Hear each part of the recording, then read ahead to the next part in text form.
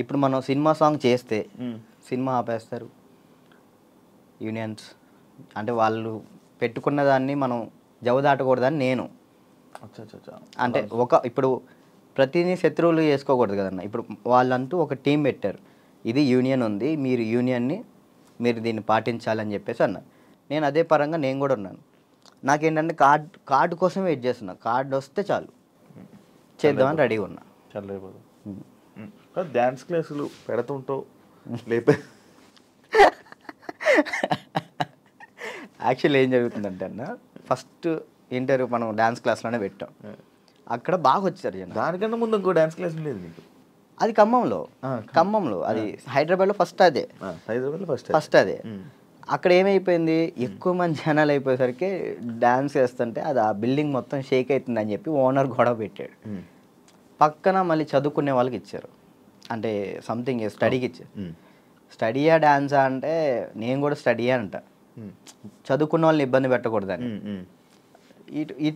ఇది నా కెరియర్, దీన్ని వదులుకోలేను అలా అని. నాకు ఏం చేయాలో అర్థం కాలే. ఇక సర్లే ఇక్కడ కాకపోతే మనం ఎక్కడైనా పెట్టుకోవచ్చు, చదువుకున్న వాళ్ళని ఎందుకు ఇబ్బంది పెట్టాలని చెప్పి నేను అక్కడ నుంచి తీసేసాను. తర్వాత గ్రాండ్ ఓపెన్ చేసి శేఖర్ మాస్టర్ని పిలిపించి అదే ఓపెన్ చేశాను. మొత్తం 100 మంది డాన్సర్లు వచ్చారు, వాళ్ళ కోసం సపరేట్ హాస్టల్ పెట్టాను. వారాన్ని అయింది లాక్డౌన్ పడింది.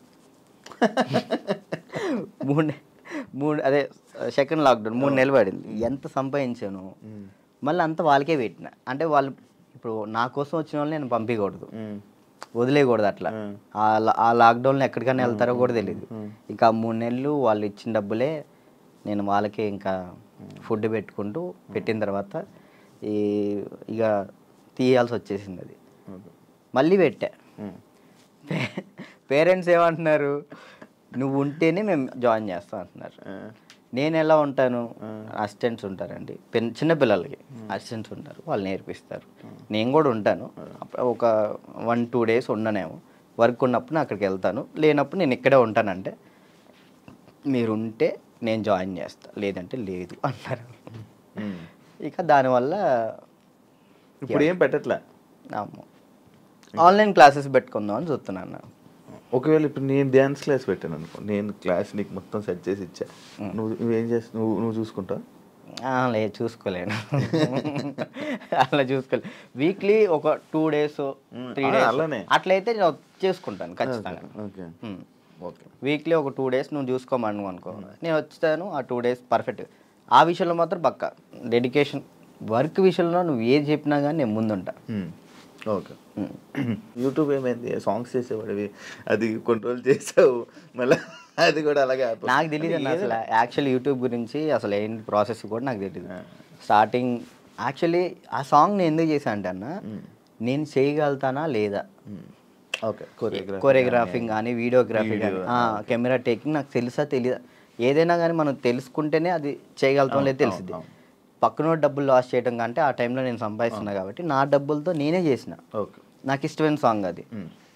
ఓకే, నాకు అర్థమైంది, ఇట్లా ఉంటుంది, ఇట్లా చేయాలి, ఇట్లా ఈ కెమెరా మీదే ఉంటుంది అంతా, లెన్స్ అవి ఉంటాయి, ఓకే చూసుకోవాలి, టేకింగ్స్ చూసుకోవాలి, ప్రతి ఒక్కటి దాన్ని ఎలా కొరియోగ్రాఫింగ్ చేయాలి అన్నీ ఆ ఒక్క సాంగ్లోనే నేర్చుకున్నాను నేను. అప్పుడు అర్థమైంది. ఆ తర్వాత ఇప్పుడు మీరు వచ్చారు, నన్ను నమ్మి సాంగ్ ఇస్తారు, దాన్ని నేను నాకేదో వస్తున్నాయి డబ్బులు వస్తున్నాయి కదా, నేను ఏది పడితే అది తీస్తే బాగోదు కదా, న్యాయం చేయాలని చెప్పి నేను ఇది నా డబ్బులు ఖర్చు పెట్టుకొని తీసి నా ఛానల్ ఓపెన్ చేసుకొని పెట్టిన. బాగా వెళ్ళింది, అది 10 million దాకా వెళ్ళింది. దాని తర్వాత ఇప్పుడు బయట చేసిన వెబ్ సిరీస్ సాంగ్స్ కానీ యూట్యూబ్ సాంగ్స్ కానీ అప్పుడు నాకు అర్థమైంది కాబట్టి ఇంకా చేసుకుంటూ వచ్చిన. మళ్ళీ దాని తర్వాత నీకు ఛానల్ నుంచి సాంగ్స్ వచ్చాయా ఈ కొరియోగ్రఫీ చేయని? యూట్యూబ్ ఛానల్ నుంచి రాలేదు, అంటే లేదు, యూట్యూబ్ సాంగ్ నుంచి రాలేదు.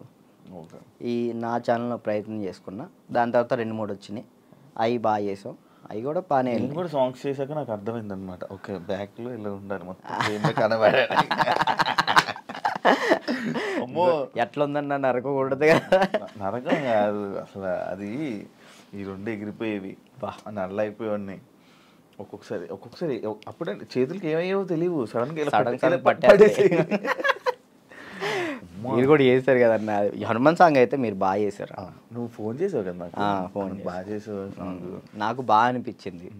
అంటే మీ సైడ్ నుంచి నేను అది ఎక్స్పెక్ట్ చేయలేదు. మీరు అది చేయగానే నేను చాలా హ్యాపీ ఫీల్ అయ్యా. అరే నేను ఎల్లుంటే బాగుండు, శివన్న బాగా చేస్తున్నాడు, మనం ఎల్లుంటే పక్క మనం విన్నాం పక్క. యాక్చువల్లీ బాబీ కూడా బాగా చేస్తాడు. అండ్ ఏమైందంటే మ్యాటర్, నేను డాన్స్ చేస్తానని మన వాళ్ళు వేరే కొరియోగ్రాఫర్లకి ఇలా అడుగుతుంటే అమ్మో ఆయనకి అవద్దా, ఆయనకి నా వల్ల కాదు అని వెళ్ళిపోయారు. బాబీ ఒక్కడే వచ్చాడు ముందుకి. అడుగుతుంటే బాబీ ఒక్కడే వచ్చాడు, ఇంకా మిగతా వాళ్ళు ఎవరు చేయను అన్నారు. నాకు వేరే వాళ్ళు ఇచ్చినా నేను తీసుకునేవాను కాదు, మిమ్మల్నే తీసుకుంటాను. ఎందుకంటే అన్న డాన్స్ అంటే మెయిన్గా మీరు హెవీగా డాన్స్ చేయటం కాదు, కొరియోగ్రాఫింగ్ అంటే మనం చాలా దాంట్లో చాలా చేయొచ్చు. మనం డాన్స్ ఒకటే లైఫా ఇంకేమైనా